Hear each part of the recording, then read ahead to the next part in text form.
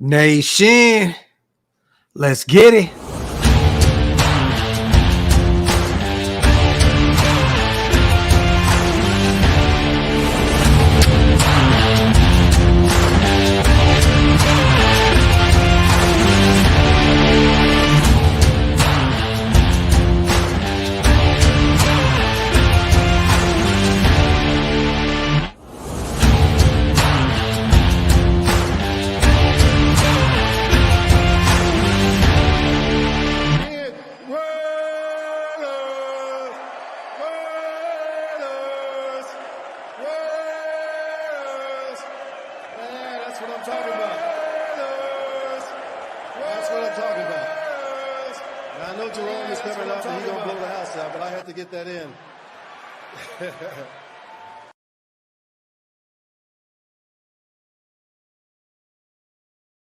Salute to everybody here in the building. You already know what time it is, man. Welcome to the latest installment of the Graphic and Wasted Show. I am one of your hosts, Graphic Raider. Wasted will be here any second, you guys. Real quick, man, shout out to Ryan, 4K, JP. I see SinCal, Sorby, and Berserk. Salute to everybody here in the building, man. Make sure you guys wipe them feet, pay your bar tabs, meaning hit them thumbs up. Also, hit that subscribe button. We are literally a few subs away from 20K. Without you guys, can't reach that goal, but we're literally right there. So make sure you hit that sub button if you're not subbed yet, man. A lot to talk about today. We're going to talk about this injury report. I know a lot of people are online freaking out. We're going to clear up some things. We're going to talk about 2 L's that we took off of our practice squad. Sucks, man. But we got to talk about it. And then we're going to talk a little bit more about this Buffalo situation come Sunday. So you already know what time it is, man. Salute real quick, man, to Daniel. He says, yo, get that content. Salute, man. Shout out to Amp, that content. Salute to my dog, Mar. You the GOAT, bro. You the GOAT, man. Already 200 people in the building, man. Salute to you guys. As always, man, let's get to it. So right now I'm going to read real quick what we got going on. The injury report came out today. We are in West Virginia, you guys. For those who had no idea where we were, why there was no headquarters, practices being, put out there. We have been in West Virginia all week long. So we're staying in the Eastern time zone. I love it. You know what I mean? They're going to get used to it going into Sunday. We'll have enough rest, with Buffalo having we have 1 day on them. They play Monday Night Football, you know what I'm saying? So we got a day on them. So it's very, very, very good that we're out there in West Virginia practicing for the week. But the injury report, I'm going to put it up on the screen real quick so you guys can see it. Boom, we're going to share this screen. Boom. All right, here we go. So salute to everybody once again, man. Injury report for Wednesday, September 17th. What is today? September 13th. My apologies. Wide receiver Davante Adams is on the injury report right now, you guys, with the foot injury. He did not participate today, but good news. Vic Tafur spoke to him afterwards. Precautionary, kind of like a veteran's day off. There's nothing to see here, you guys. Davante Adams is fine. There's nothing to see there. DeAndre Carter, we know he's still dealing with an injury. He is on the injury report. He did not participate today with the knee injury. QB Jimmy Garoppolo, ankle. He was limited today. This is also, Victor Forrest said that he talked to him today as well. This is more of a precautionary measure. You know what I'm saying? We know that he had that ankle injury last year, had the surgery. They're just playing it safe with him. This is looking like it will be a Veterans Day off at practice. But he will be suited up Sunday. Davante Adams will also be suited up Sunday. So do not freak out, you guys. Do not freak out. Chandler Jones, we already know personal issues. He did not participate. Jacoby Meyers is still in concussion protocol, you guys. There's a lot of rumors and rumblings going on right now that he may play Sunday, but we're sitting back kind of being patient, waiting to see if he passes protocol. So there's that. But I know Hondo was reporting that he's hearing that he should play. Guard Jordan Meredith dealing with a calf injury. He was limited. It looks as though he'll be good to go. And safety Trayvon Merrick. For those who did not watch the game Sunday, he was dealing with that thumb injury. I believe he had like a cast on somewhat on his thumb. He did not participate today, but I'm assuming if he got it done against Denver and finished the game, I know Roderick. Well, you know what? I know Roderick Teamer came in and played a few snaps, but I'm assuming, just assuming that Trayvon Merrick should be good to go. And there's nothing to see on the Buffalo Bills side of things. Center Mitch Morse is dealing with a finger injury. He was a full, but today was just a walkthrough for them, you guys. So this report is just an estimate from the Buffalo side of things. The Bills conducted a walkthrough on Wednesday. The report is a total estimate, so you may see a few other things pop up here shortly. So stay tuned with that. Got my brother Wasted in the building. What's good, bro? What's good, man? What is the deal, man? Shout out to everybody in the chat, man. I'm running a little late right now. No. You literally just got off of work. I assume you're going to be a little late. Salute to our brother Wasted. He does have a full-time career outside of this. So, he's running a little late. I'm just thankful my bro is here today to rock with us a little bit. I had to wash the day off of me. I had to jump. We're just talking about the injury report right now, Wasted. I was listening, man. I was listening, man. Devontae, kind of a veteran's day off. You know what I'm saying? Yeah. Jimmy G, the same thing. When you see that ankle, and this is probably going to happen a lot during the season, when you see that ankle, it's precautionary because of the injury that occurred to him last year. You know what I'm saying? Yeah. So this is the middle of the week, you guys. If he's still there come Friday, maybe even tomorrow, then the nerves will get a little more, but at the end of the day, from what Vic Tafur put out there, he tweeted out, he spoke to both of them after practice. They're both good to go. This is kind of a precautionary thing. That's a fact. It's an AI day. We talk about practice. Practice, man. Practice.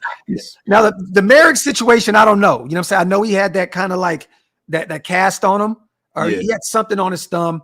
I know Teamer had to come in and get a few snaps for us at the safety spot. But Merrick was still looking good out there. I'm assuming that if it's just his thumb, they'll keep that on him and he'll play Sunday. I don't know. Look, I'm gonna be real with you. He didn't look so great last game. He was tackling well and stuff like that, but maybe it's time for them to, start putting some of the younger guys out there because he didn't look so good to me, brother. You know what's funny, man? I'm gonna read this from Andy, man, from our little bro. He actually had a really phenomenal take on this situation. Let me. I'm gonna read this in the group chat, right? Yes. Yes. Oh my God, man! He hit the nail on the head, man. Let me see. You should call Andy wasted talent. That motherfucker. Definitely, I know, right? Definitely said Divine Diablo looked really good out there in coverage. Had a phenomenal game. But he was talking about Merrick. I'm trying to find it, man. Where is it, man? It was a phenomenal take, man. Salute to everybody in the building, man. Make sure you guys wipe them feet and hit that subscribe button on both channels, man. I'm trying to. Here we go. Damn, where is it? He put so much. Okay, here we go. Merrick does great initially in coverage, but once the play breaks down, he's really bad on staying with his man. That is one of the best ways to describe Merrick's game. It's like he thinks the play is over. Not going to lie, he doesn't look confident. And then he talked about Hunter being bracketed in the red zone. We all know about that. Talked about Bilal Nichols looking really bad. Yeah.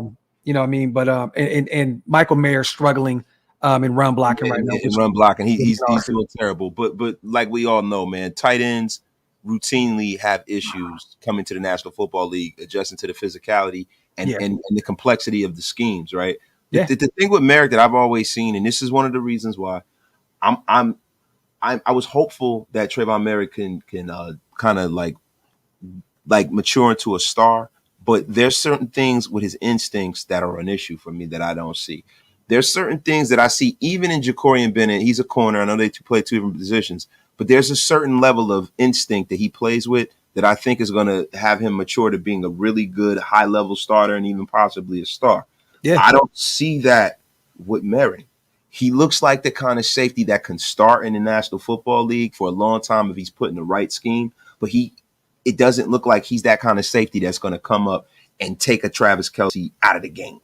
Yeah. He doesn't seem like that kind of ball hawking safety that's going to cut across and cheat across the field and pick a ball out of the air like Charles Woodson was when he would go and play safety. Well, you have this is the thing too, and we had this argument, we had this debate.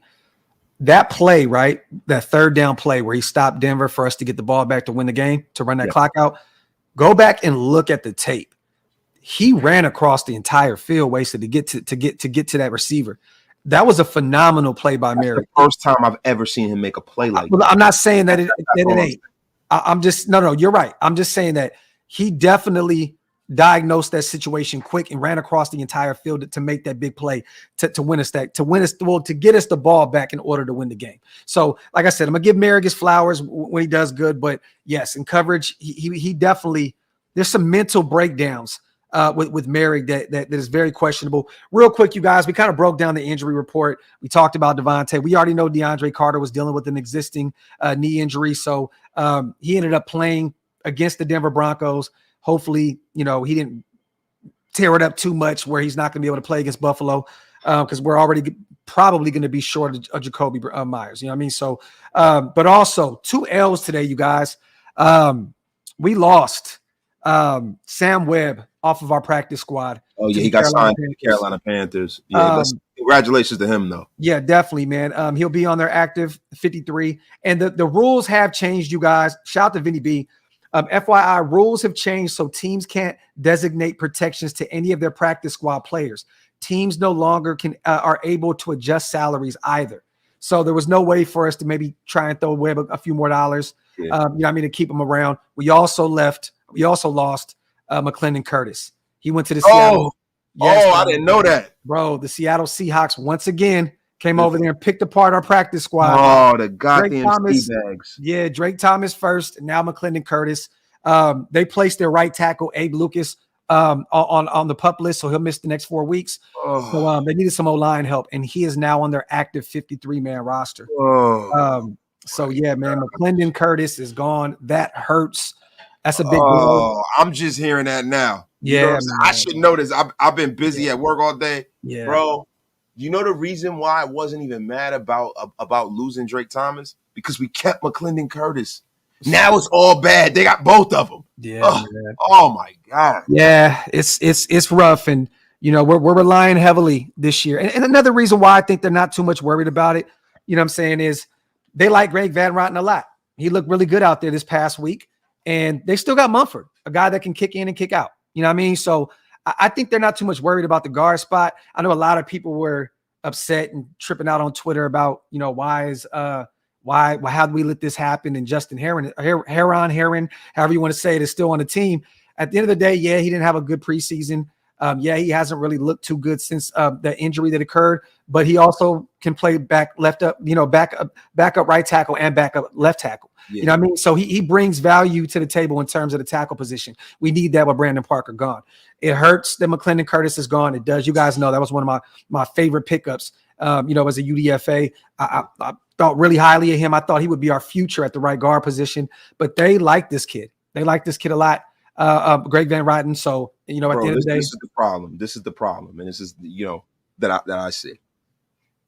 I know they value versatility, right? Yes. But I think that what should be at the top of that list should be how good of a player you are. Mm-hmm. Now, Heron has not really had a hell of a lot of snaps in the National Football League, right? And he's also very versatile, but he has a lower extremity injury. Being a big, 300-pound guy, man, it does not happen to where when you have those kind of low extremity injuries that when you come back and you hit the ground running.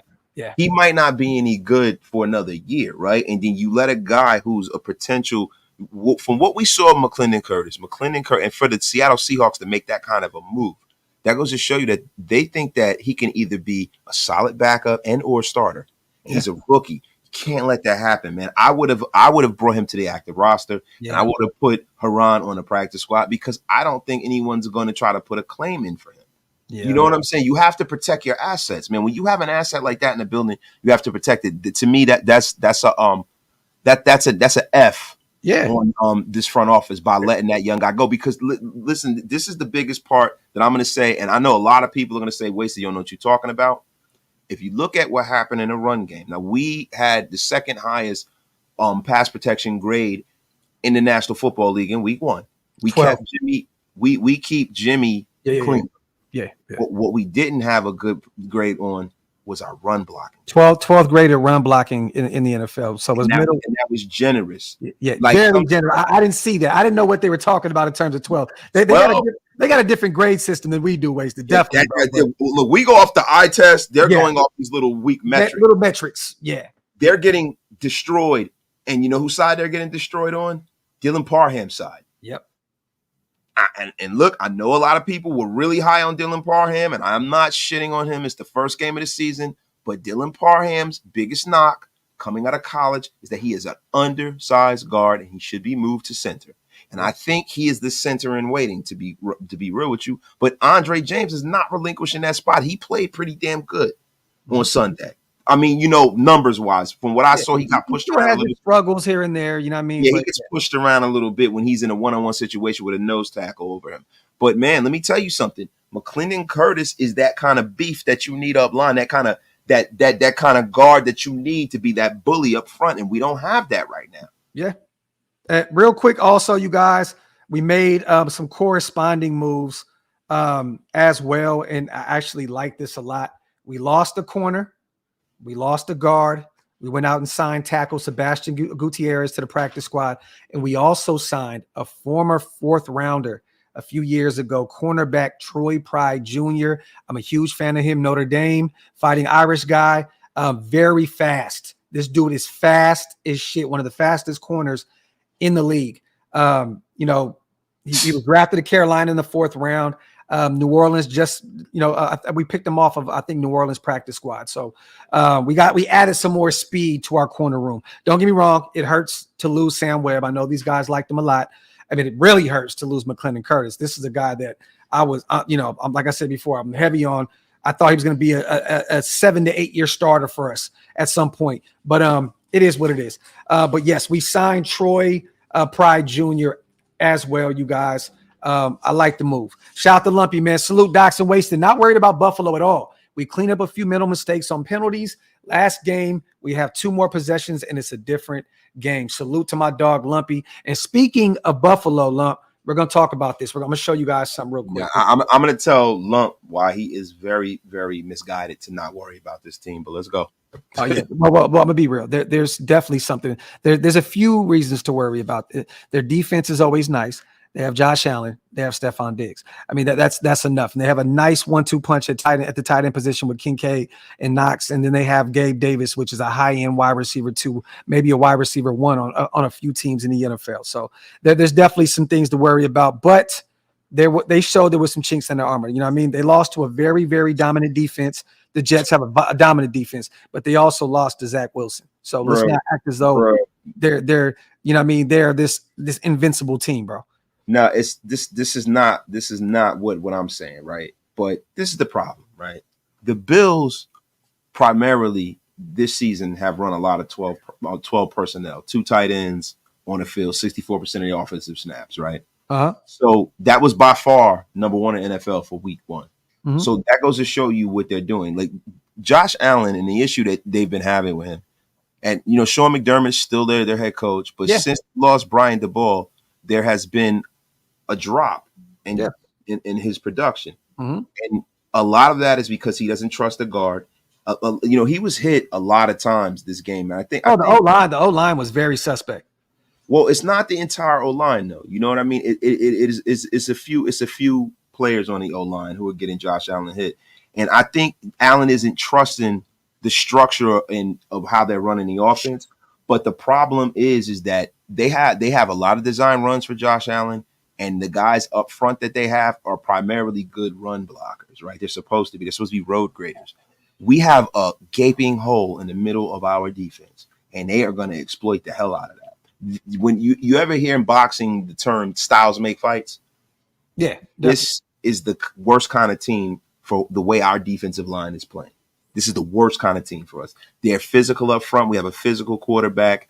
that is they run design runs for. They have a power run game. They run 12 personnel a lot. So there's 2 tight ends. They have more blockers. They're going to come at us and try to impose their will on this defense, and that's going to be a humongous problem. Hey, I'm going to disagree with you. I'm not too worried about their O-line. I'm going to be honest. I think this is the week. This is the week we get rolling on that defensive line. This is the week that we finally provide some pressure and really put Josh Allen in some trouble, where he's going to continue that trend of turning the ball over left and right. So, and a lot of that too. A lot of times people blame the offensive line for some of the hits, but the quarterback doesn't really help with a lot of that. Josh Allen is holding on to the ball longer than he has when he was with Brian DeBall. Josh Allen, a lot of the times, is not keeping his eyes downfield. He's pulling his eyes from downfield, then he puts them up. And, there's some mechanical things that are going on with Josh Allen. A lot of the turnovers are not the offensive line's fault.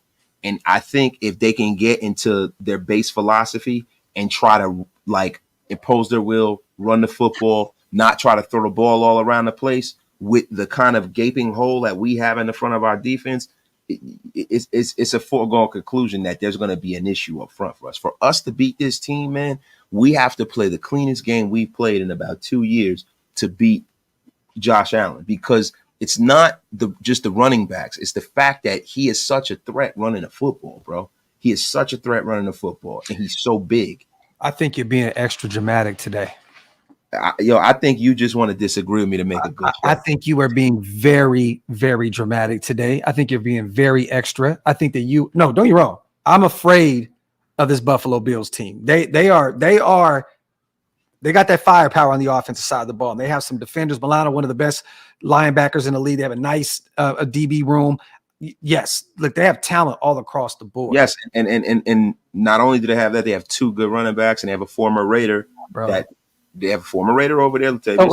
So now we're worried about Latavius Murray and I'm saying Cook, the thing is James Cook. Yeah, listen, James running a run by committee with a quarterback like that is something that you have to address. We didn't have to deal with anything like that last week. We had to deal with Samaje Perine. We didn't have to deal with it. Bro. No, listen. I'm worried about Josh Allen running the ball. That's all I'm worried about. I'm not worried about James Cook. I'm not worried about Latavius Murray. I'm not worried about any of those guys. I'm worried about Josh Allen. That's why you put that spy on him. You know what I mean? You put that spy on him. You keep them on him at all times. But at the end of the day, I'm not worried about their running back room. You just mentioned Latavius Murray. Bro, what I'm trying to tell you is that if you are, and I'm not trying to make this offensive line seem like they're the Cowboys or something. They're not. They're far from it. What I'm trying to tell you is that our defensive line is so porous. If you're a coach with half of a brain, you are going to attack that. They're not going to drop back and try to throw the ball all the time like they've been doing. And that is what they're going to do. Our defensive line needs to prove that they can be physical up front and be a factor up front. Until they aren't, people are going to attack that. And the thing about Denver is that Denver doesn't have the tools to do that. Russell Wilson is not the old Russell Wilson that's a threat to run. With Josh Allen and having 2 decent running backs, that's an issue for us, because he's he's a unique quarterback to where when he takes off and runs, man, he can gas you. He's physical, and a lot of guys don't really want to hit him. Now, I know Robert Spillane's probably going to play spy and play well. I hear you on that. And listen, I think I have keys to us winning. I think we can win. What I'm telling you is that the performance I saw last week out of our defensive line, expect for them to be attacked. Okay. No, I agree with you on that. I'm just saying, bro, we're going from Javonte Williams and Perine to James Cook and Latavius Murray. And Josh Allen. And that's the difference. I'm worried about Josh Allen, but just don't mention those other 2 guys, bro, because I'm not worried about them. That you know what, man? That's a mistake not mentioning them guys. That's a mistake. Man. Here we That's go. A mistake because, listen, it is not – when you talk about a running game, it's not one player, bro. It's not Madden, right? We're talking about it from a perspective of, okay, James Cook is a decent running back, right? If he gets us for 60, Latavius gets us for like 30, Josh Allen gets us for 58 in the wrong time and in a red zone, that's a bad situation for this defense. We don't have a lot of depth up front. Some of the depth that we thought we would have, we don't. We don't have Chandler Jones right now. We have a guy that we really can't depend on in Tyree Wilson. We have a guy in Bilal Nichols who is not playing very well, bro. This is a concern. I hear you. Listen, I understand. I'm just saying this Buffalo team, they're a pass heavy team. They ran the ball 22 times last week or this week, wasted, right? Josh Allen 6 times. James Cook 12 carries for 46 yards. He averaged 3.8 on the ground. Latavius Murray carried the ball twice for 8 yards. Deontay Hardy 1 carry for 4 yards. Damian Harris. Let me ask you a question. Is our defense anywhere near what the New York Jets defense is? No. No.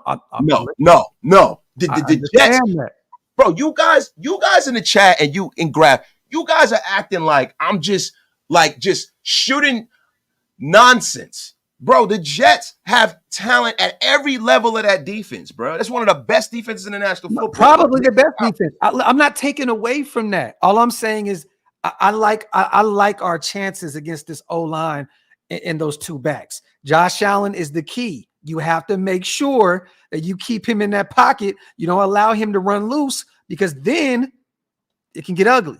I understand that, bro. I'm just saying that their whole run game relies on Josh Allen. Like week in and week out, these guys have not been able to get anything out of their running backs. Even go back to last year, Devin Singletary. Like they have not been able to get anything out of the run game outside of Josh Allen. Bro, what I'm trying to tell you is that once he gets rolling, they get rolling. And that's the problem. And there's nothing on our defense in the front that is going to stop that. In the middle of the defense, on the edges, we're cool, right? When you're talking about our linebacker room, I have faith in Divine Diablo. I have faith in Robert Spillane. They look pretty damn good, right? They had a really good game, both of them. The problem is we have a severe problem in the middle of that defense. If you look at some of the tape, it is terrible, bro. Oh, no, bro. I agree with you. I definitely agree with you, brother. The linebackers look terrible. John Jenkins looked terrible. Adam Butler looked terrible. Hillary got the 1 sack outside of that. Outside. Terrible. Yeah, Byron Young with the little time he had out there, bad. I definitely agree with you. I definitely agree. This is absolutely preposterous. I'm just saying that if Javonte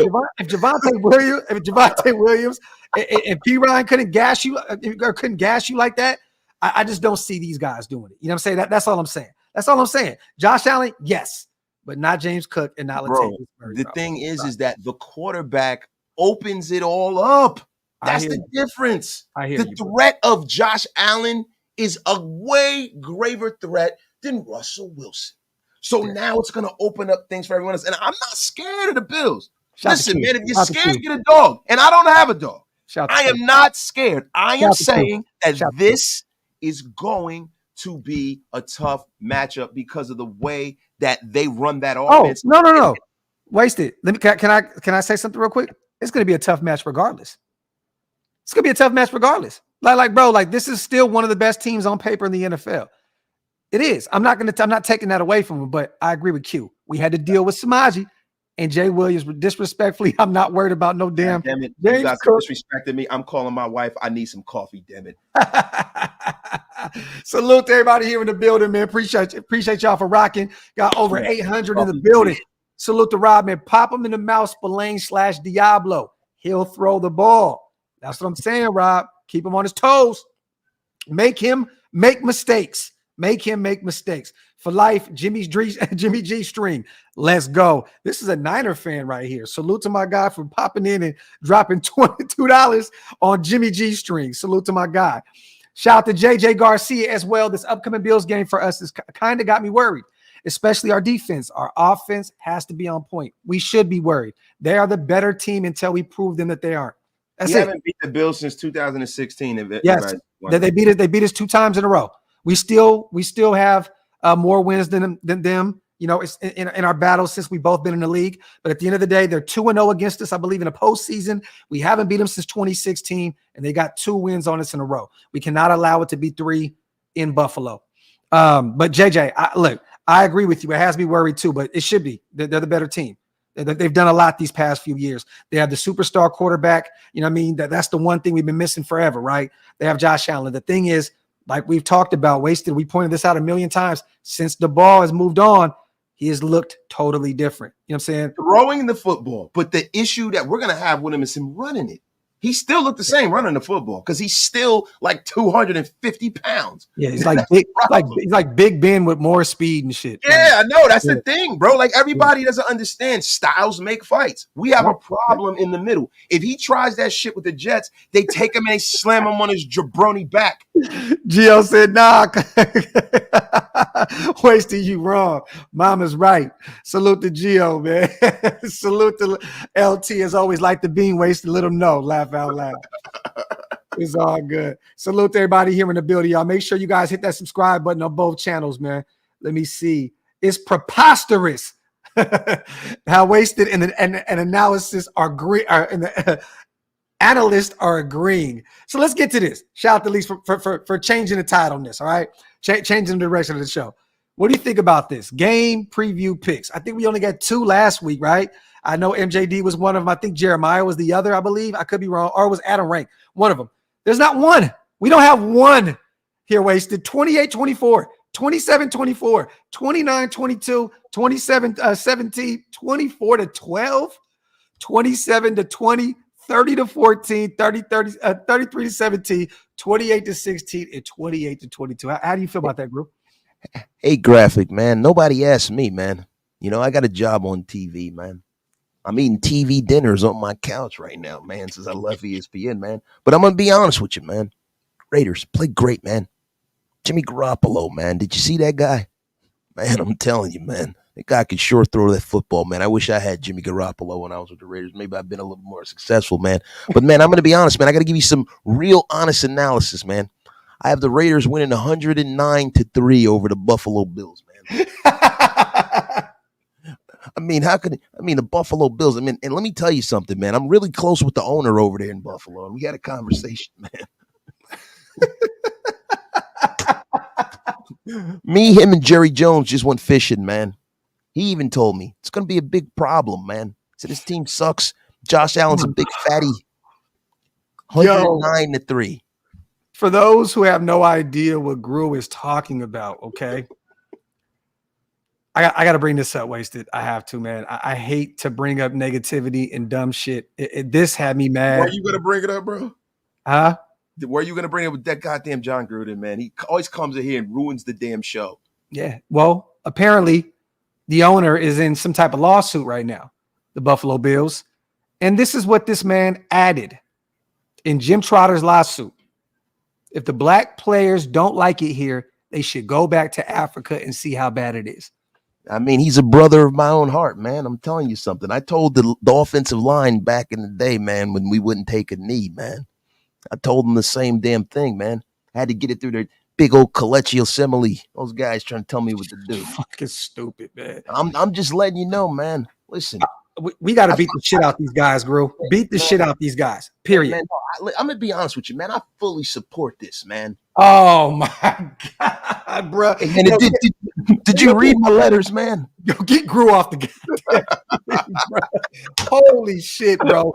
Hey, and to make it even more messy, too, we're going to go right here, too, man. Right here also, because since you know, the Buffalo Bills owner is a dickhead and an asshole. Let Jerry Jones, you know, this is apparently what he said in the emails as well, or wherever it is that's supposed to be exposed in these lawsuits. If blacks feel some kind of way, they should buy their own team and hire who they want to hire. This is owners, bro. Like, these are NFL owners in the league, bro. This shit is crazy, bro. You know why this is why. No, this is not satire, M85. This is real, right?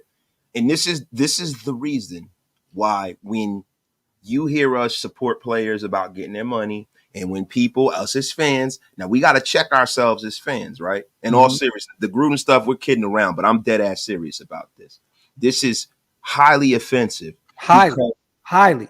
This is the reason why when players take certain stands, I support them. Because these owners, especially in the National Football League, treat these players like they are their property. And that is the reason why in the NBA, people get mad at LeBron James and all of the stars, the way they hold those owners over the fire, but they should. Because the problem with the NFL is that the shelf life of the players are what they are, and the fact that the National Football League markets the helmet. They market this insignia. They don't really market the players as much. They market the quarterbacks, but they don't market the rest of the players like that. How many players that are not quarterbacks are nationally recognized? They're not a whole lot. So this is the reason why when you see these guys holding out, this is the reason why when you see these guys taking the stance they do, that is the reason why no matter how it feels or how much I love my teams, I do love my team. I support those guys because of shit like this. Because these guys just let their thoughts get out to Jim Trotter. Imagine what some of these other owners are saying. Yeah. It is a sad, sad world we live in, everybody. And it's not much different than it was in the 1960s when it comes to the good old boys club at the National Football League. Rest in peace to Al Davis, man, the GOAT. That's all I'm going to say. And that's another thing. You scumbags who go out here and you criticize Mark Davis. And I'm going to call out some of you punk content creators. This is the reason why I love Mark Davis. Because Mark Davis is solid with his players. He respects them. I don't give a damn if he's had little bumps and bruises along the way learning how to own this team. As far as a businessman and a person, I support Mark Davis 110%. Fact. And that is the reason why if you're a Raider, I don't want to hear anything about Mark Davis. I don't want to hear it because he will never treat his players like this. Ever. Ever. He's the only owner in the NFL I got faith that doesn't talk like that. Bro, he's the only owner you can go to the 8 Lounge in Vegas during the week, middle of the week, and you can catch him and Marshawn Lynch just smoking a cigar together in the corner of the room.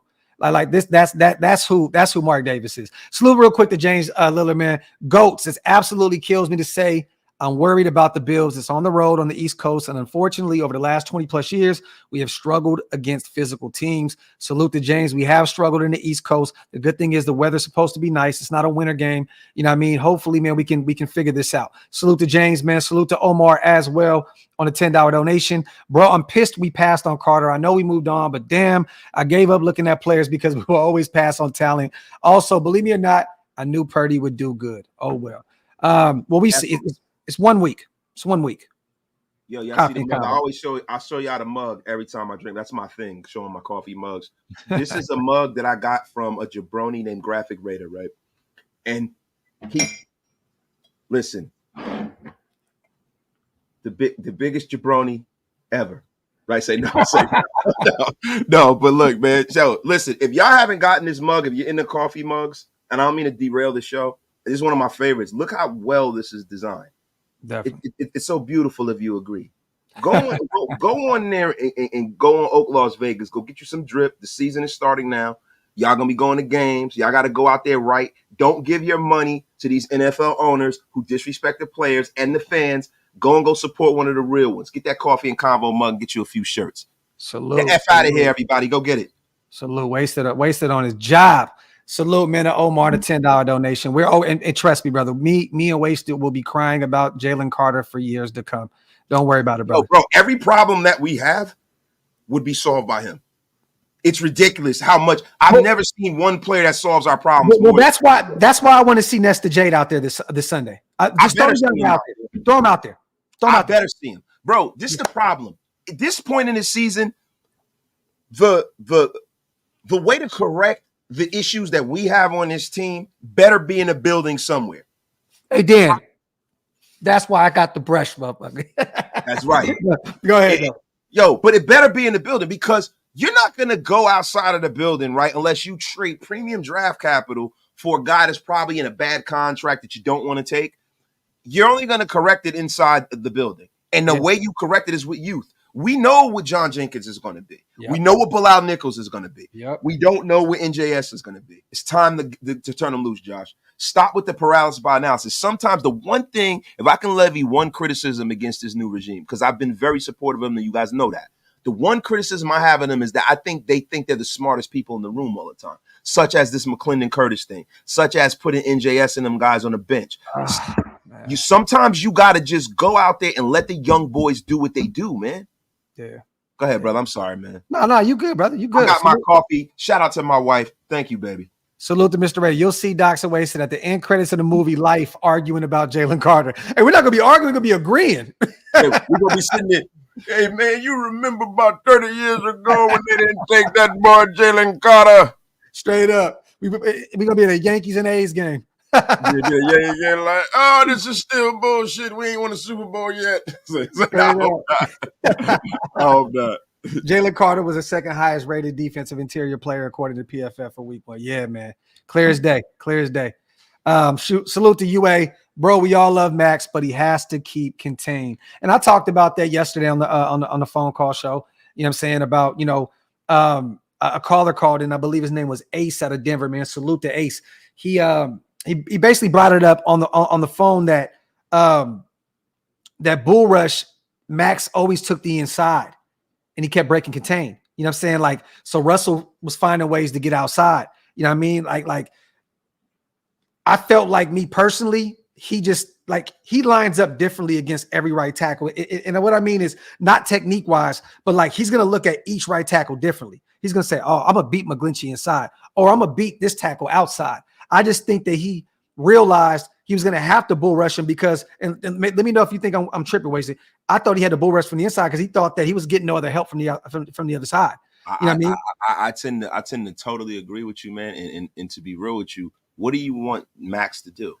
Yeah, it's better for Max to break contain and be disruptive on some level than for him to just get doubled and tripled out of the play and pushed outside. Now, when Khalil Mack was a rookie, what used to happen to Khalil Mack was Khalil Mack would never break contain, and they would just push him just far enough outside of making a play where he'd be there all the time within the arm of reach of the play. Mm-hmm. What Max does is Max says, listen, man, I'm going to be the suicide man at this point. Yep.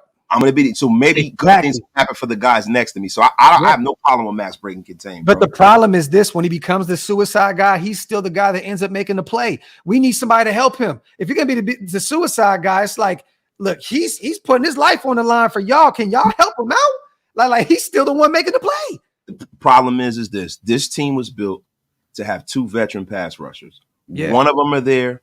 The other one is I don't know. He must be sipping apple juice through a straw at this point. Where the F is this guy? What are we gonna do? What are we gonna do? Like, this team was built from that prism. We never was supposed to have Tyree Wilson play as much as he's playing right now because we knew he was raw. We knew he didn't take any snaps since last November, and he had these mechanical issues in college. Yeah. So what will make you think he's gonna play better now? It doesn't make any sense. I'm gonna say this, JJ. I don't think that Jimmy stretches the field too much this week. I think we're gonna get the run game going. These guys have some great linebackers. Matt Milano is one of the best covered linebackers in the league. They picked up a young pup, Dorian Williams, that we talked about a lot out of Tulane in the draft. They have a slew of linebackers at their disposal, man. Christian Kirksey, they even brought him over from the Texans. I don't know about, trying to. Then they got Micah Hyde. You know what I'm saying? At safety, got Jordan Poyer, like Taylor Rapp. Like, you know what I mean? Like, Tre'Davious White is one of the best nickel corners in the NFL. Like, I don't know if this is the game where you want to go out there and try to make a name for yourself in 2023 with the deep ball. I mean, do you agree with me? I totally agree. There is no look, guys. You gotta realize something, man. Jimmy Garoppolo is what he is. If you guys wanted, a guy with a big arm that throws the ball down the field, and sometimes you hit on it, and sometimes you don't, you should have just kept DC, right? Yeah. What Jimmy does is Jimmy goes out there and he attacks the defense the best way he knows how to, which is underneath routes, thrown to the sideline, taking off and extending plays with first downs, things of that nature. The thing that we're going to need in this game is we are going to need for Josh Jacobs to get going. Yes. The only way we stretch the field is through the play action pass because Jimmy doesn't really have that kind of arm strength at this point. It looks like it has dropped off exponentially since this last injury because most of your throwing strength comes from your leg strength. And if he has an issue with his ankle or an issue with the lower part of his body, he's going to need to have that clean pocket to plant and put everything into it. You need Josh Jacobs minimum 120 yards to have a chance at winning this football game.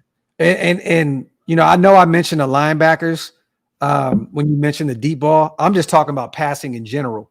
Like this is a game where, you're going to want to establish the run. You got to establish the run to set up the pass. You know what I'm saying? I think this week we see a little bit more Hunter Renfrow involved. I think we see our tight ends more involved, but this is a Josh Jacobs game. This is a game where you slow down the game and you keep that offense of Buffalo off the field. Salute to Joe, man. Shout out to Jack Zero. That brother got heart and moves. I'm hoping that Jacorian goes out there and we put him on Diggs. I know that we'll probably double him up. You know what I mean? You probably have Jacorian and a safety. You know what I mean? But either way, I want to see Jacorian go out there. He has all the athleticism. He has all the speed. You know what I'm saying? Why not? I mean, look, bro, I have a feeling that if Diggs goes out there against Marcus Peters, he's going to cook him. He's going to cook. I don't want Marcus Peters to. No. What I want is I want Jacorian not to be one-on-one. I want a bracket. No. Yeah. No. Put a safety on him as well. I need a safety, bro. Like, you can't. That's too. Look, bro, there's a small room in the NFL with the best wide receivers where they dwell. Justin Jefferson, Devontae Adams, Mike Evans. Yeah. And Stephon Diggs are in this little room. Got a whole lot of other people, and DeAndre Hopkins was there. That little room is very small. You don't play around with that. Nah, facts. Salute to Omar as well. Docs, I'm also tired of everything we do. DC name is brought up. I don't give a shit what he does. Good for him, but now it's about the Raiders. Look, to be real with you, we're going to hear about DC a lot. It's the first year with him gone. We're going to talk about him. Other people are going to talk about him. He's going to look. It sucks, but you're always going to compare him and Jimmy G, at least for this year. It just is what it is. They're still fresh. Bro, you know people compare Derek Carr to Rich Gannon. He hasn't played here in 20 years. Yeah. What do you want? What do you want from us, man? There you go. Salute, man. Mongo, my dog. JJ's going to go off. This offense isn't bomb it out. It isn't built that way. Let's go Raiders. Raider Nation for life. And real quick, you guys, salute real fast. I want to say two things. I want to say shout out to my brother Wasted, man, for putting up that mug. I got my guy, man, my boy Eric, man, Parker just bought one. Salute to you, brother. It is on the way. Salute to you. And secondly, man, we got our brother in the building. Europe. Yo. Oh, yes. What's popping, brother? Oh, yes. It's been a minute, man. Oh, yes. The temperature. Did you guys just, it's like we hit an iceberg. The temperature has changed. Candy's in the place. What's good? Hey, what's good? Let's get your take on this, man. We always love to have you come in with that fire. How are you feeling about, us going out and getting tried, Troy Pride Jr., we ended up losing, two players off the practice squad, a guy, McClendon Curtis that, I was really high on. We lost another corner in Sam Webb, but we picked up Troy. We picked up Troy Pride, a fast corner, former fourth rounder out of from Carolina, out of Notre Dame. How do you feel about those moves, first, little bro?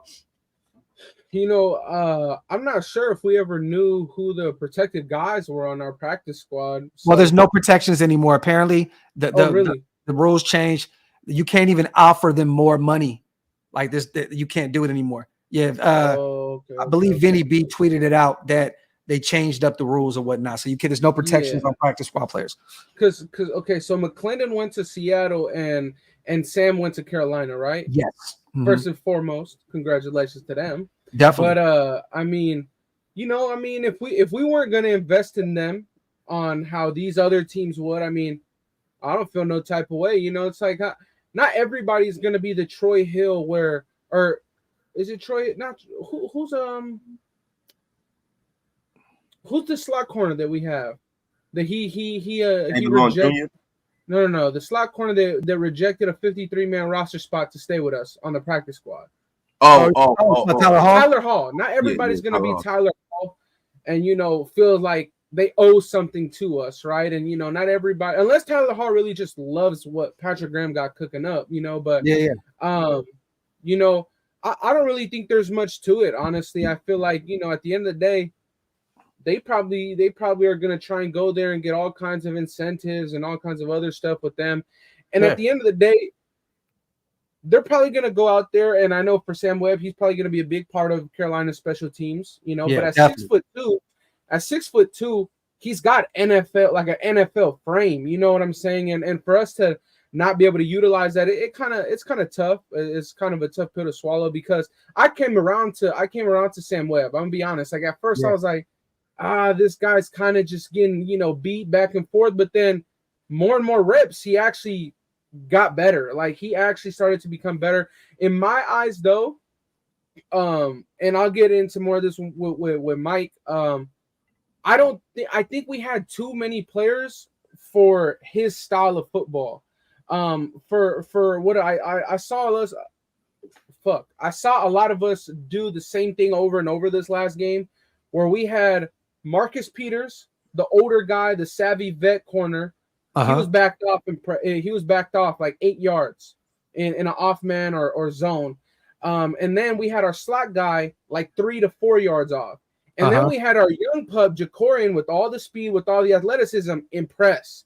Yeah. So in my eyes, it's like, okay, well, if Sam is more of that bigger frame, he's not going to take any reps from Marcus Peters. No. He's not a slot guy that can take away reps from Tyler Hall and well, also, Andy, remember this. We have Brandon. We have Brandon Faison on the 2 year deal too. Yeah, we have Brandon Faison. So it's like, realistically, unless something horrible happens, he wasn't really going to see much of the field, even on special teams, because we have our gunners. Our gunners are certified. Yeah. So it's like, it's kind of tough. I don't really feel any type of way for Sam Webb. I know that he has potential. Carolina has great DB coaches out there. Yeah. And with a 6'2", 6'3" corner that, yes, he pulled his hamstring again in J.C. Horn. He's no J.C. Horn. That's not what I'm saying. But they can mold him into something. Clinton Curtis, we know that they like the Raiders scraps over there. They like getting the Gabe Jacksons of the world. They like the Jonathan Abrams, the Tanner Muses, the Gabe Jacksons. They like all of the former Raiders over there. Yeah. So with McClendon Curtis going out there, shit, I mean, we didn't even give him reps in preseason. I can't it is what it is, man. You know, like we gave that boy Don Wagner that McDaniel scholarship, that IR scholarship to stick around for another year. Gave him the Sincere. Well, not Sincere McCormick was actually injured, but injured. Sincere. But, I actually saw a video of that. He posted a video of his injury. Crazy. It was like it popped. You heard his knee, like, you feel me? And then he went down, and that was kind of tough. But I don't really have much to feel about that, honestly. But I was just trying to get up in here, because I see you guys are talking about that Buffalo shit, man. Okay, so hold on. Let me get these supers in real fast, and then we're going to talk about it. Real fast, though, also, Wasted is Mr. Oak Las Vegas today. Salute to Martin, man. He just ordered a coffee and convo and a OLV top-to-bottom T-shirt, man. Salute to my brother Martin. Your order is on the way, King. Salute to Q. On another note, when was the last time we won a coin toss? Shit. So every time we get into fucking it seemed like every time we get into overtime, bro, we always win that shit. Oh no, we knew exactly what you were saying, brother. This no, come on, you already know we rock with you heavy. Oh, you already know what time it is. Salute to For Lifer. Number 10 gets his body parts from Walmart. Good luck. This is a 49er. That's some deep top shelf hate right there. Hey, but you know what, For Lifer? Hey, you know what's funny? If he gets his body from Walmart, right? We just beat the owners of Walmart this past Sunday. So yes, sir. Those parts work, King. Salute to For Lifer, man. Salute to Aaron, man. Hey, we're fast on our feet over here, King. You got to catch up. Salute to Aaron, man. 209. What's good, Docs? Good content like always. I feel you and Wasted are exactly right. We need to run the F out of the ball and stretch the field off play action. T. Wilson needs to step it up. What do y'all think? I'm gonna get us to Andy, man, because we done beat this shit to shreds. That's what she said. Oh. What is this? The question is about what? Running the ball? Just basically said we need to run the ball heavy. We all know that. Stretch the field off play action. We all know Tyree Wilson needs to step it up. What do you think about that? I actually disagree about running the ball a lot. I mean, all of our points came off of drives where we passed the ball 80% of the time. Well, we couldn't establish the run, and we only had 17 points. This motherfucker. 17 points ain't gonna beat Buffalo, Andy. It's not gonna beat Buffalo. All I'm saying is that Jimmy Garoppolo is the most effective rusher on our team list against the Broncos. But I think that in the sense before Wasted has an aneurysm, I think that if we do decide to run the ball, I think it's what I said when I was popping in and out of the live on game day. We need to run the ball out of more spread formations. Like, clear that box out for Josh, bro. Like, yeah. I know a lot of us were really happy with how I know we were really happy with the production that Jacob Johnson gave us last year. I saw about four to six missed blocks from Jacob Johnson this last game. And when you have a 7-man or 8-man stacked box, you can't afford to miss any blocks. And Jacob Johnson, most of the time, is the lead blocker for JJ. And a lot of times, those blocks would have led to Josh Jacobs getting an extra 12 yards on plays. So if Jacob Johnson, maybe that was just, clean the dust off and all this kind of stuff. Yeah, I think we could essentially, have a dominant run game, because I'm not a heavy believer that Ed Oliver is going to take over the game for Buffalo on the interior. They don't have that downhill linebacker in Tremaine Edmonds. They do got the beast himself, Matt Milano, though. Yeah, Matt Milano's a dog, and in coverage. And they picked up Christian Kirksey too, the captain of from the Texans. Man, that was a nice little pickup for him. Their defensive tackle room is crazy though, bro. Like they got Ed Oliver, Tim Settle, Ford, Ed Oliver, Jordan Phillips, Tim Settle. They got Tim Settle was the guy. Tim Settle, I love Tim Settle. Kendall Vickers, a former Raider. But they got a pretty deep defensive tackle room. Von Miller's out for 4 weeks. But let's get to Buffalo, Andy. You talk about Buffalo. Yeah, I actually think that Buffalo is very beatable for once. Like, Josh. I think that Josh Allen, last year, I mean, shit, he has these times where he looks like the #1 quarterback in the league, and there's times where he just looks like fucking Daniel Jones. Like, he looks ass, And unfortunately for us, we're coming off of the game where he looked ass, which is probably going to mean that he's going to try and become a superhero against this team next week. Yeah, I know, right? And it's really going to be tough. But I will say this though, like, having Marcus Peters there and having watched every single rep on defense from this last game that we played against the Broncos, Marcus Peters knows every fucking route concept there is, man. And this dude took away so many deep route concepts away from Denver, where it forced, like, at times I was like, oh my God, this dude, Russell Wilson, is irritating the shit out of me. He just keeps throwing this for 2 yards, and his tight end or his running back gets an extra 3 to 4, and they keep moving the ball consistently. Yeah. Josh Allen is not Russell Wilson. He is an impatient, big home run hitting type of quarterback. If you make this guy have to go over and over and over and over, go underneath, he's going to throw it up one time. Now, he has the bailout receivers to do it. But thankfully for us, we finally have a DB that can get his hand on a football. So I actually think for us, it's a really good matchup. Buffalo is an extremely well-disciplined team on defense, so it's going to be hard to get a game going. But I will say this, though. When it comes to Buffalo's offense, they're kind of like Kansas City. They can hit you whenever. But their defense, losing your true middle linebacker that's a thumper, I'm not necessarily, like, really afraid of going and, having that style of maybe – setting the tone and running down their throats, because it's now just Matt Milano there, and he can carry, but check this out. They're a very old school type of defense in the sense where they're not doing no fancy 3-4s, they're not doing no 3-3-5 odds, they're not doing none of that shit. They're lining up with 4 defensive linemen, 3 linebackers, and 4 DBs, and they're saying my guys are better than yours. Let's go attack that. Well, guess what? I believe that our offense can match up better than anybody's defense in the league. I don't care who it is. So I'm willing to take that battle every single day of the week. I would actually like us to run the ball more out of more spread formations. Give Jacobs a 5-man box where he doesn't have to make 4 players miss. If it's just 1 player, 2 players, he can make it happen. So let me ask you a question. So you're saying that you do think we should run the ball then? No, I'm saying that if we do decide it, no. Yeah, well, you can't be one. No, you can't be one-dimensional. Wasted. I mean, nobody's saying it. Oh my God, dude! You know what made this, Andy? Do I think we should run the ball more than we pass the ball? No, I don't.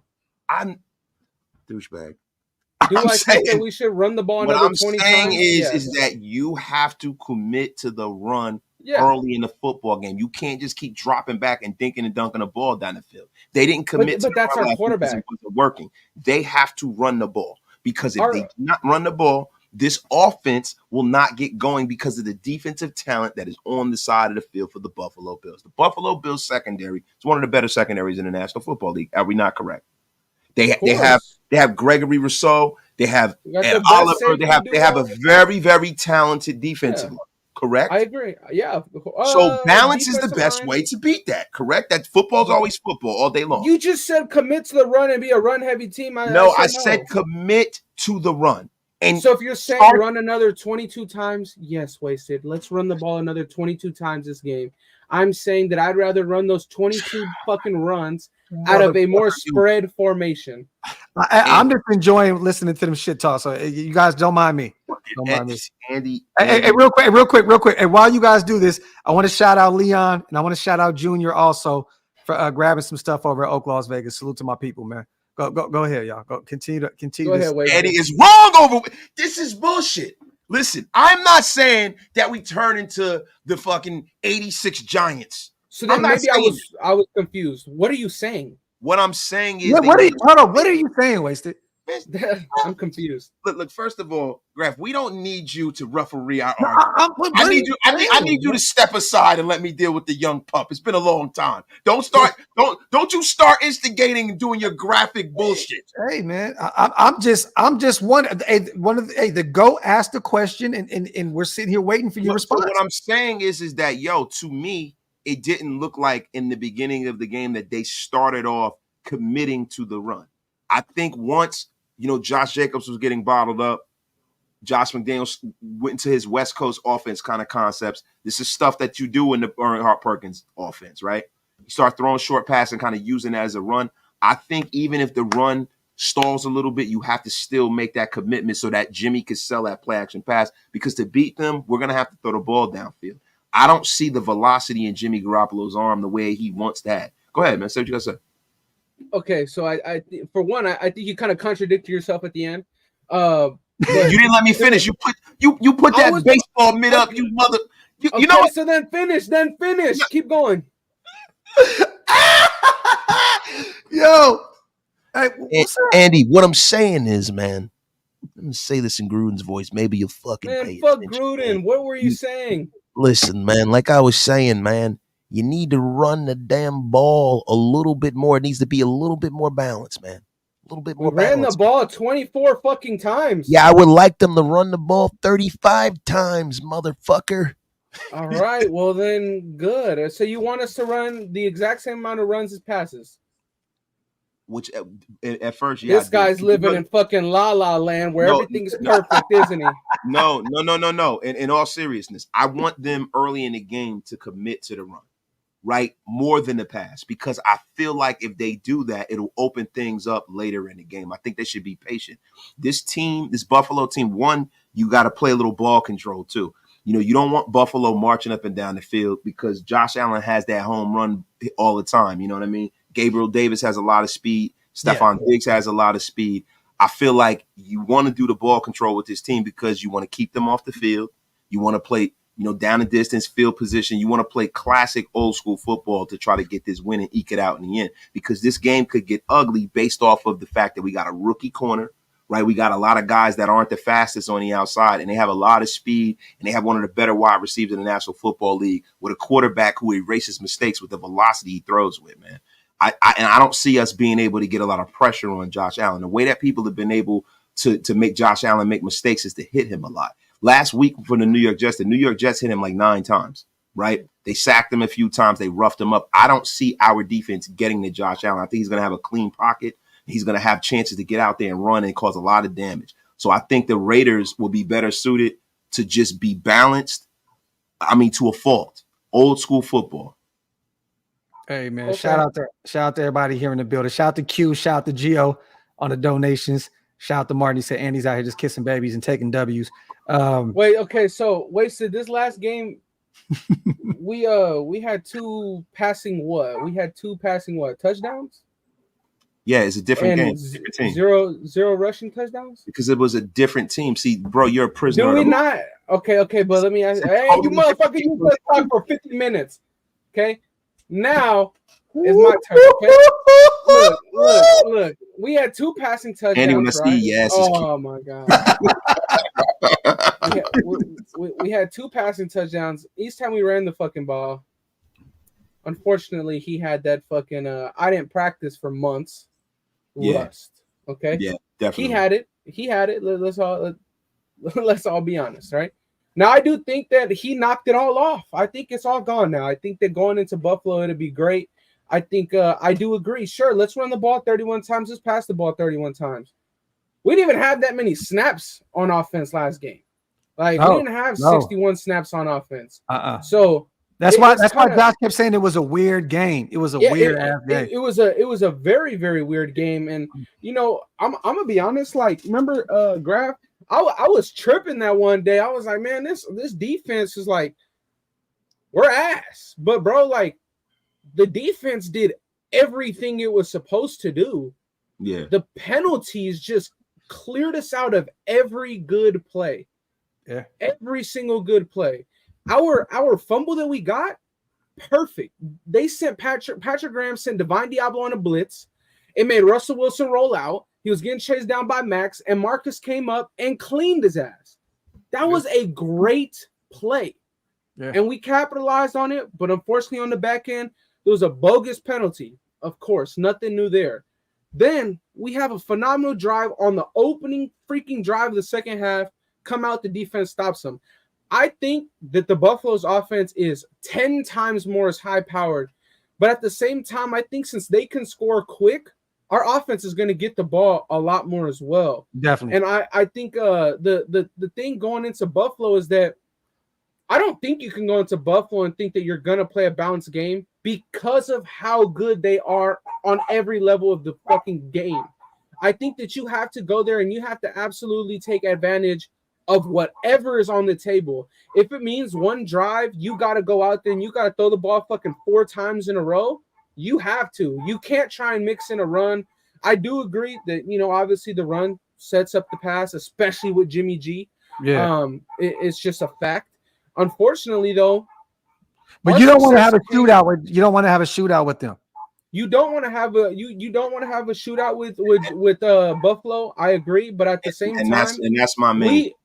We have the weapons to go into shootouts with Buffalo and other teams. We don't have necessarily the same kind of quarterback and the same style of quarterback as these other teams have, but at the same time, though, you're not gonna go 17-0 at all in this league. Like, if we go into Buffalo and we get beat 34-37 and we put up 34 points on one of the best defenses in the league and they just happen to put up 37, well, fuck, man, it is what it is. It sucks, but it's gonna happen. You know, like, we know that Josh Jacobs can take over a game, you know? So it's like, I think you just feed the hot hand at that point. You know, Jacoby was the hot hand, we fed him, right? There's gonna be weeks, maybe it's this week, where Josh Jacobs is going to go stupid like he did in the last 3 games of the season, fucking 2 years in a row. Like, this offense has so many superstars that it could be at any point in time, it could be anybody's day. So I don't really shout to Mongo. Is Josh in shape to run that many times? Definitely, man. Hell yeah, definitely.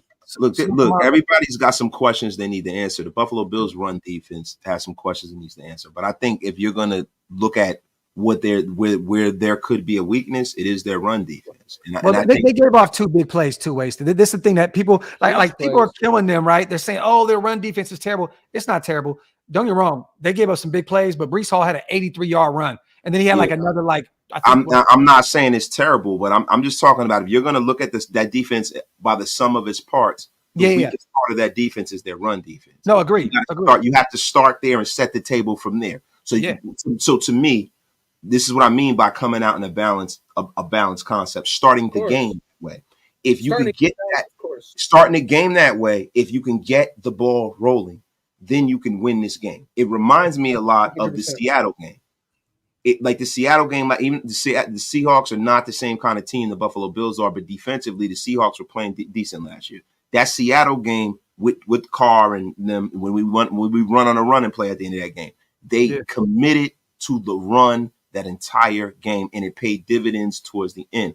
And that is what I'm saying. I just feel like sometimes, because Josh McDaniels is a play caller, he is an offensive head coach, I think sometimes he falls in love with his scheme too much instead of just doing what needs to be done and playing situational football. That's like the goal line situation where Jimmy G threw the just run the ball 3 times and we're got a touchdown. And that's what I'm saying, Andy. Like sometimes, man, those old school coaches, the Bill Parcells of the world, and them old coaches back in the day, they knew what they were doing. Like, of course. A lot of times with and I said this before you came on, this regime, if I have any criticism of them, they try to reinvent the wheel and they try to outsmart everybody sometimes. And sometimes, man, football is just football. Sometimes the answers to the test are right in front of you. The answers to the test in a situation like this is to run the ball at a defensive tackle on Ed Oliver, who's not the greatest in the run defense. He definitely can get up the field. He gets after the quarterback. But if I see any weakness from this team, because I watched a little tape on them, it is in their run defense. Run the ball at them. Yeah. Salute the Hug real quick, man. We got to go old school.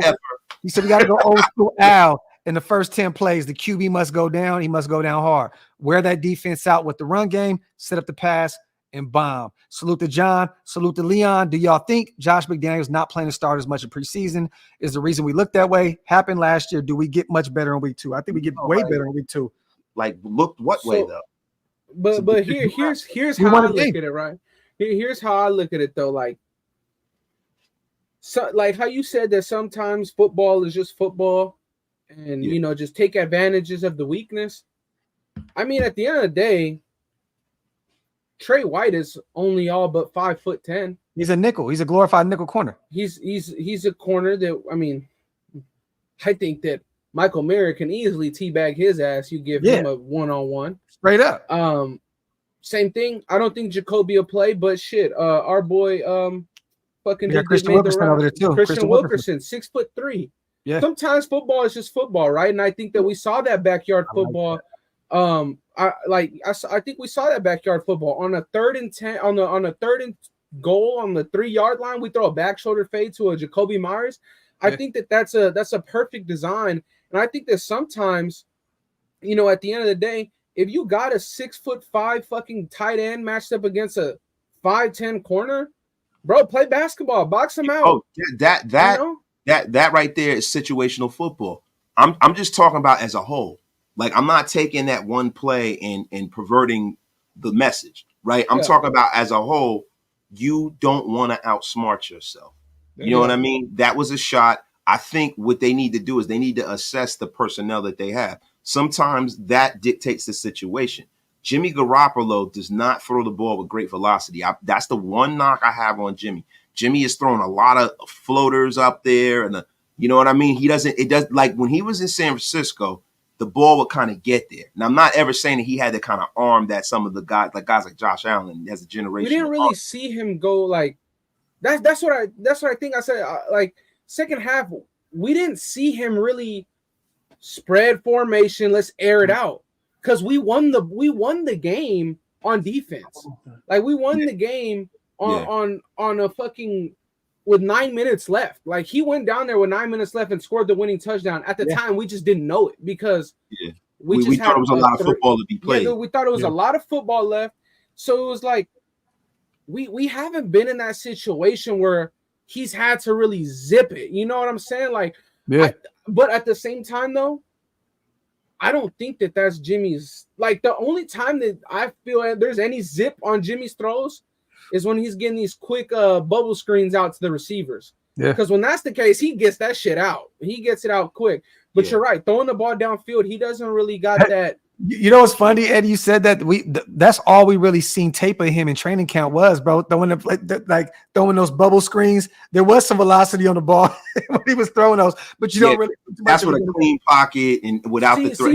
But actually, wasted is actually 100% right on that because, what was it on the 2-yard line before?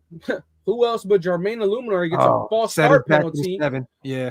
Before Jermaine set us back to the 7-yard line, We actually ran DeAndre Carter into motion into a flat. There was a touchdown for two things. Jermaine didn't fucking false start.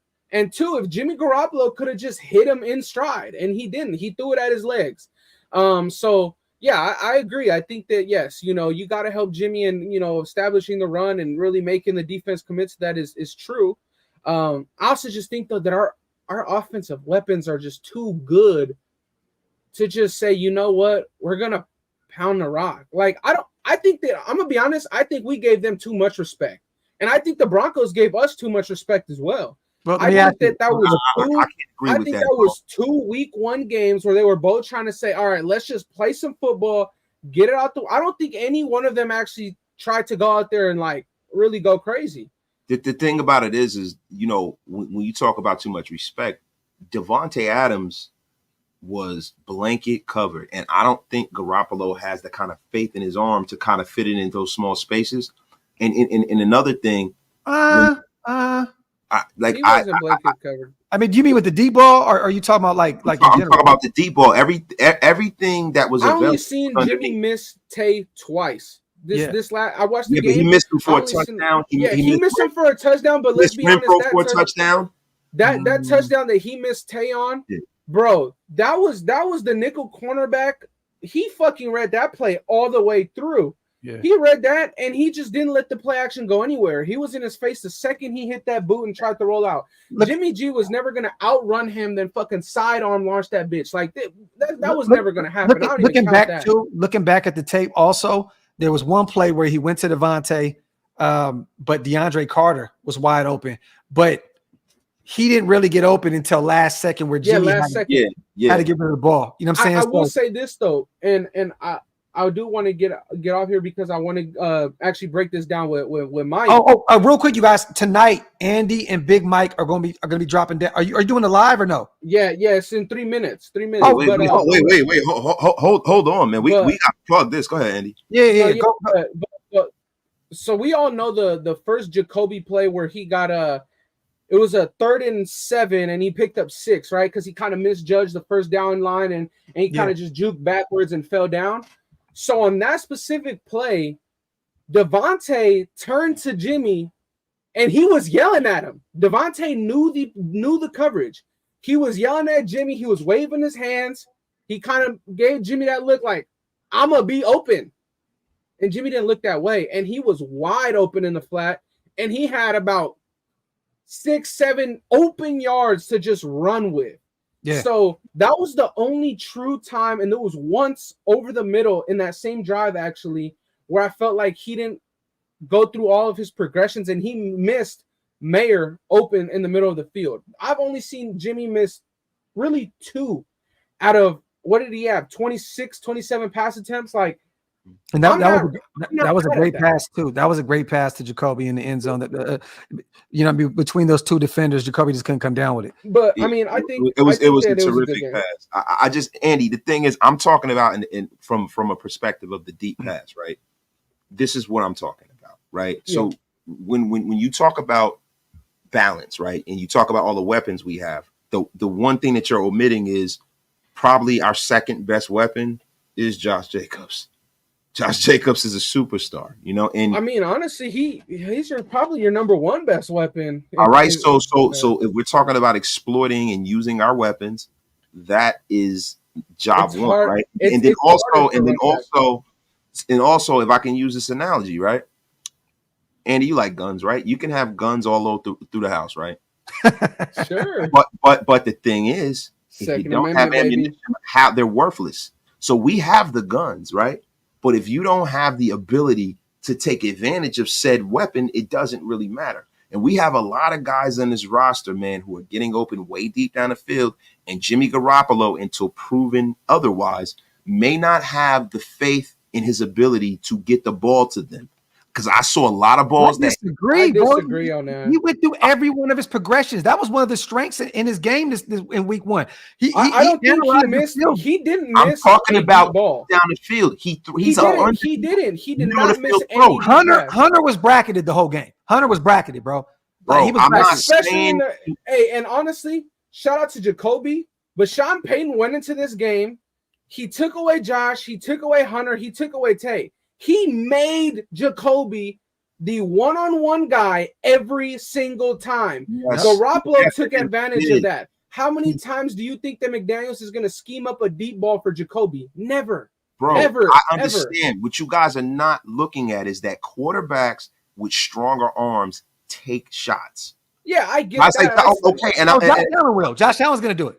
Yeah, so that's what I'm talking about. And what I'm saying Josh is Allen also takes deep shots with Jordan Whitehead already having 2 picks and fucking 3 defenders back there. So it's like, bro, I am not saying that Jimmy Garoppolo doesn't have it anywhere in his repertoire. What I'm saying is that he is less reticent to do that than a quarterback with a cannon of an arm. He understands what his abilities and where they lie. He throws predominantly to the middle of the field. No one in the National Football League throws the tight ends more than Jimmy Garoppolo. He makes his money. He makes his money in the middle of the field, towards the sideline, and dinking and dunking down the field. And then he has to take a shot. He does. What I'm saying to you is, in a game like this with Josh Allen, Gabriel Davis, Stephon Diggs, us having some questions in the secondary, sometimes you might have to take those shots. And the thing is, there's 2 reasons why you want to run the ball. You want to open up so that Jimmy can deliver that football down the field with the play action pass. And also you want to play the ball control game. You want to keep that offense off the field as much as possible. And I don't understand how anybody can argue with that. I don't understand. What's funny is I still trust Jimmy G to throw the deep ball here and there. Me too. Like, you know what I mean? So I'm not saying I don't trust him. What I'm saying is that I don't think Jimmy Garoppolo is the kind of guy, knowing his limited skill set when it comes to throwing the ball further than 30 to 40 yards, is going to take that chance unless he knows that, like, he's not going to try to fit it in that small window deep like DC would. And I'm not asking for DC would throw the pick to Derwin James, so I'm not really sure. Probably would. But what I'm saying is guys that have that kind of arm talent do that kind of shit. And that's Jordan Whitehead owes Josh Allen a lot. That man made Jordan Whitehead a rich man. $250,000 were reached in incentives in week 1. In his contract, you needed 3 picks this year to get that $250,000 bonus. He got it in week 1. Salute to Josh Allen for taking care of his fellow NFL brethren. Real quick, you guys, this is the link right here to Big Mike's show, you guys. It's going to start in 10 minutes. Big Mike just said. Big Mike Raider. Oh, it's 10 minutes? 10 minutes? It starts at 6:15 your time. So 15 minutes. Okay, perfect. Good, because I didn't really want to leave this prematurely. So you guys, 15 minutes, go over to Big Mike's. Andy and Big Mike is going to break down some film. You do not want to miss that. That's going to be a hell of a show.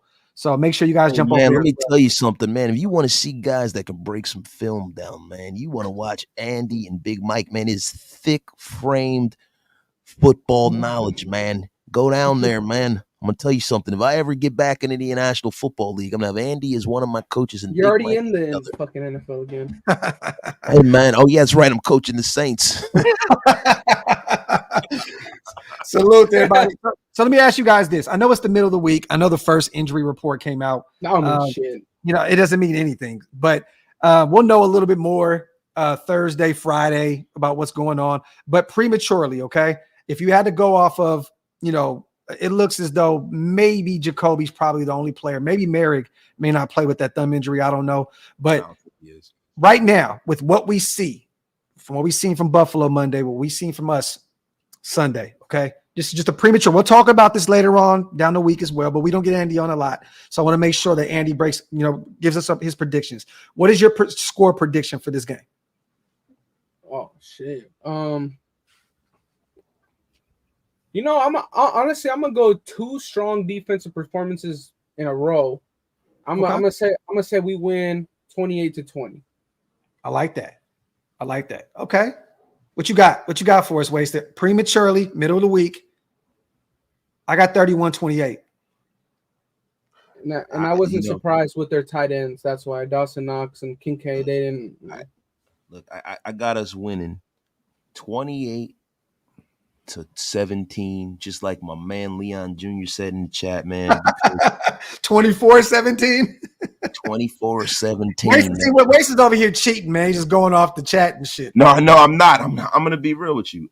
The reason why is because Josh Allen and He's this just is shitting on our defense. Now our defense goes back-to-back weeks holding fucking 17, 16 points. It's not. That's not why. There's something that's wrong with Josh Allen. There's Oh something. damn, that's fucked up. There's something wrong with Josh Allen. Ever since he picked up that fucking Jones gene or what? Ever since Brian Daboll has not been there, Josh Allen has turned the ball over. Well, someone called in also. Did you hear yesterday, Wesley? My bad. I mean to cut you out, bro. But someone called in and said that they heard from a fellow Bills fan that there's something wrong with his elbow or his shoulder. There's something wrong. There's been an issue with Josh Allen I read a report back to last year that hasn't really been talked about, or hasn't been taken care of. So there could be something there in terms of his throwing arm. So and there's an issue with him and Stephon Diggs as well. They are not clicking. Yeah. There's a lot going on there, and I think this might be the week where the rubber meets the road. I think Josh Allen turns some of the time he turned the ball over in the Jet game wasn't just for the defense. It was because it was just a bad decision. It's him holding the ball out there like a loaf of bread. I got a feeling he's going to have a few turnovers this game. Leon, Scout will be on this week. I just talked to him. We were on the phone with him yesterday. He'll be on the show this week. So stay tuned. You know that and honestly, this stat was so insane that I didn't believe it. Josh Allen since 2018 has 84 turnovers. Yes, he leads the league. That is insane. Oh, yes, since 2018 he does.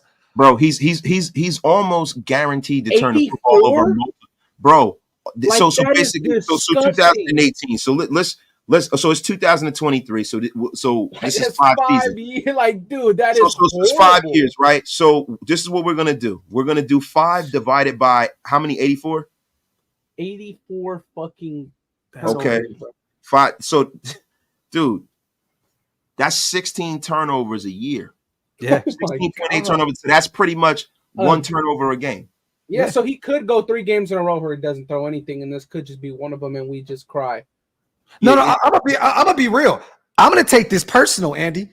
If our defense goes out there and doesn't create 2 turnovers, at least 2 turnovers, I'm gonna feel some type of way, bro. Because I'm gonna feel like he's wow.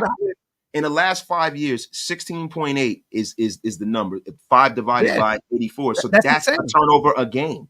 That's a turnover a game. So basically, look, man. But they also give this man no run game. He's their run game, and he has to throw the ball 1,000,000 times a week. But see, Graf, a lot of the times with him, I think some of the passing concepts, they need to get rid of that offensive coordinator, right? They need to go trade for Derrick Henry or one of these go get Jonathan Taylor and just they don't need to do none of that shit. They don't need to do none of that. Our fucking conference, bro. Fuck that. Yeah. I'm saying for their sake. For their sake. This is the issue though. Josh Allen, when Brian Daboll was there, would get rid of the ball in 2.7 seconds. Since Brian Daboll has left, I just read this. Yeah, he's playing hero ball, bro. It takes him 2.8 seconds. He's holding the ball a whole second in a milliseconds longer. So that's like an eternity in the National Football League. Yeah, it's an eternity in the National Football League. That's the difference between somebody being open and him tucking the ball and running. He doesn't keep his eyes down the field. There's a few things I've been noticing about Josh Allen, man. I really think that this defense goes out there again and keeps them under 20 if he turns the ball over, because it's hard to get a rhythm when you have a quarterback who's very inaccurate. You know what I would love to see? Going back to, what was it, COVID year? Or what was it? I think it was COVID year when our defense went absolutely ape shit on Lamar Jackson. Yeah. That's what I want. And one. That is what I want to see. Like, this dude. That was the year after COVID. That I was at that game. We beat him in overtime. Oh, when Lamar Jackson fumbled the ball 3 times and all that stuff, that's week 1. Nassib, I think Nassib hit him. Yeah. Carl Nassib. Shout out to his retirement. And it's Zay Jones, the walk-off homer. Big play Zay, baby. Yeah. So, I mean, that's what I would love to see, perfect world. And I think that all of our turnovers went in like 1 game for the defense that year. But, yeah, man, I think turnovers at the end of the day, they're timely, like when you gotta have them, great defenses will get them, and then the average defenses will just capitalize when they're there, and for us, we actually did do it, but unfortunately, we got hit on a penalty that was miles away from the play, way down the field. Like, that was absolutely insane. The way that was and the fact that, shout out to Scout put the video up, bro. The fucking receiver ran into Marcus Peters. Like, Marcus Peters is just trying to fling him off of him. Like, get the fuck off me. Yeah. And it is what it is. But it's like, I'll tell you one thing though. That game would have looked so much different if that fumble would have went to us on their side of the field on the 30-yard line. If we wouldn't have gave them that fucking punt, they got them to the 49-yard line. Like, our defense actually did a damn good job, and that's why I wanted to say the other time when I got the tripping, the defense did exactly what it was supposed to do. Yeah, it took away the big play.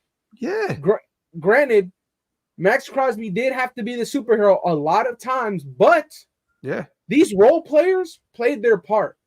And I will say this, and I'm sure I'm gonna go over with Mike, because Mike did want to focus on the 2 touchdowns that we gave up. I don't know if at this point it's on Patrick Graham, or I don't know if it's on our just 2 safeties just not cutting it.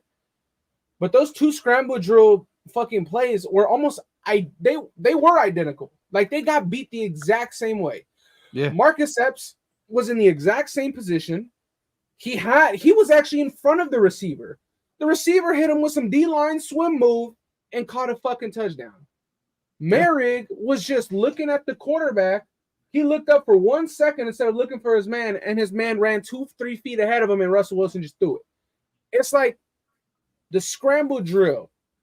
The you got to just stick onto your man, pause. But you got to stay there. You cannot let him go. Yeah. Shit, I mean, we know that the rest were willing to let go of a holding call the way they had Patrick Surtain just fucking damn near doing O-line drills against Devontae. Like, bro, that shit was ridiculous. So, I mean, I actually think that our defense played a really good game on defense, and I'm not surprised that Rich Gannon said the same thing. I mean, he probably watched the film too, Yeah, I seen him tweeting it out. Hey guys, can I ask you? I didn't mean to cut you off, Grab. No, go ahead, brother. Shout out to JT on the $5 donation and the goofy ass comment. Salute to JT. Let me ask you guys a question. With Josh Allen being who he is, right? Would you utilize that 3 high safety look? You know what I mean? And I mean, how would you? We were actually, we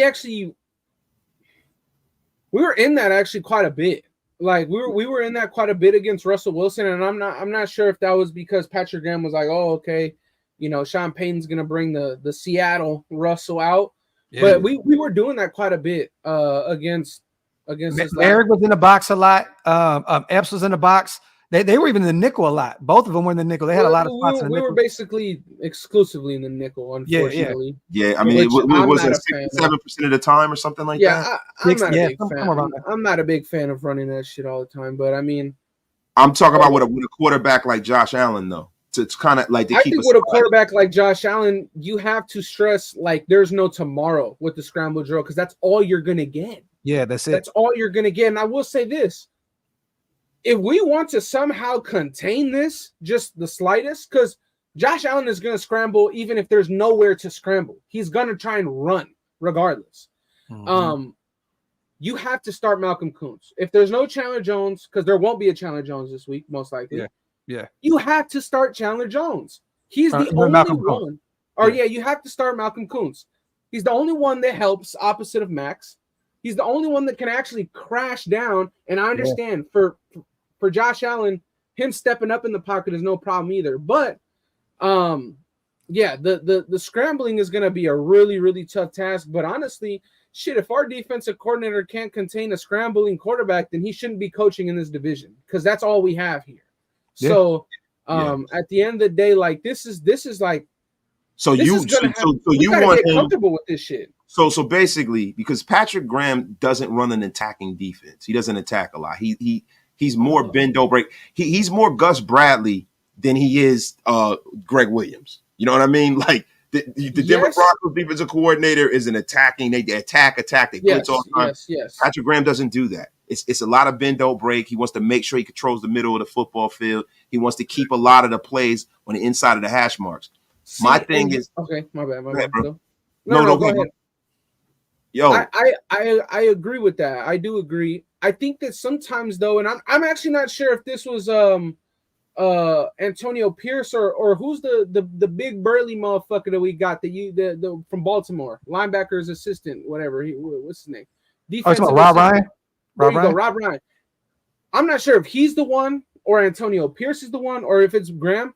But Patrick Graham sends blitzes. He just sends them very timely, and he either sends it on first down or he sends it on third down. He never sends it on second down, which I don't agree with. But you know, he does send the occasional pressure, you know. But I think that I think the scramble is going to be inevitable. You gotta attack. You gotta attack. You have to. I agree. You gotta hit him, bro. You have to hit him. Let's do this. I'm gonna shoot these two supers real quick. Send everybody over to Big Mike's channel. Yeah, Andy. Hey, bro, I'm gonna get you on later on this week. Let me know when you're free, bro. Yo, hey, Andy. When are we gonna have another argument on my show? Fine, because every time it's always Graph or I'm on your channel and we're arguing. You got to come on over to Raider Nation Unlimited. The argument is going to be fire. Wasted you're acting like we're not on both your channels right now, both our channels. No, I'm not talking about that. I'm talking about a one-on-one battle with me and Andy. Oh, you want to have some one-on-one time. I hear you. Just pause. We need to argue. We need to argue. I don't think I could do it, man. Fucking Boogie Down EJ says I don't know football, so I can't do it. Yo, do me a favor, block that clown. Fuck that guy. He's a Bills fan, man. Let him have it. Hey, Andy, go over there, man. Have a great show with Big Mike, bro. It's good to have you on, bro. Maybe next Wednesday. Oh wait, no, y'all got this. Maybe he said I'd whoop Andy's ass. Where you at? Yo, block this fucking clown. I got him. What's Oakland? Get the F out of here. All right, salute. Shout out to GA, man. If we're gonna play nickel, let Hobbs blitz Allen all day. Salute to GA. Salute to JT, man. Tyree was high school slow out of his stance. This is factory outlet. With that being said, you guys, hey, I have fun today. I didn't really have to do shit. I just got to sit back and listen to you and Andy talk shit. So I really hey, you know what's funny, bro? All I did was read the injury report, and then from that point, I just got to just sit back and just watch the shit. So you know, hey, man, I love it, man. Shout out to Andy, man. I love that kid, man. Nah, definitely, up, man. Definitely. Before we leave, yeah, man. Salute. And then hey, we just had somebody else, another Martin, snatch something up as well, man. Shout out to Rainen. But bro, like for real, I'm not blowing smoke, right? But you see this fucking mug, man? This is one of my favorite mugs. It's one of my favorite mugs. Look at the quality of this shit. It's dishwasher safe. It looks beautiful. Go get you a mug, man. Salute to my brother Wasted, man, the number one Oak Las Vegas salesman and shit. Salute to my dog, man. Hey, salute to everybody here in the building, man. Hell of a show. I'll see you guys for coffee and convo. I got a show already set up tomorrow, and I know my brother Wasted is going to be active on his channel as well. Everybody go over to Big Mike's channel right now. Him and Andy are going to do a film breakdown on the defense, and they are going to be talking about Marcus Epps and Trayvon Merrick. You do not want to miss this. They've been talking about it in the group chat for 2 days. I cannot wait to watch this. Go over there to this link. Jump in. Yo, hey, Graf, do me a favor. You got me to cut you off. Filthy, what, that guy? Block yeah, him. I got it. Thank you. Your mother. Salute. So yeah, it's probably old boy. But other than that, man, you know, we out though, man. We'll catch you on the next one. Salute. We love you. Oh, real quick. WoodsonWhiskey.com. Go get some goat whiskey. OakLasVegas.com. Go get some gear. Go get some coffee cups. PlanetRaiders.com for everything Raider related. Salute to y'all. We out. One.